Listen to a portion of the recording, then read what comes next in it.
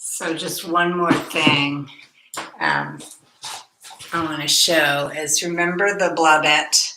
I talk about the blobette right there.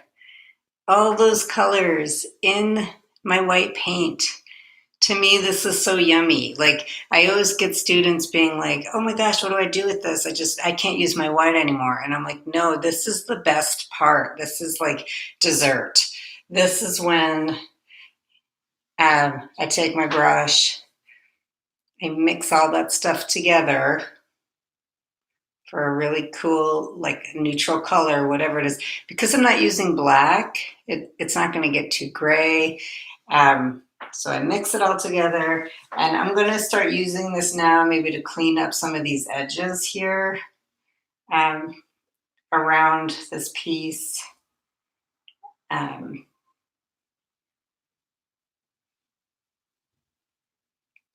mean, I can always paint over this, but I just really love using this blobette color, whatever it happens to be, to just help me define some areas in the painting.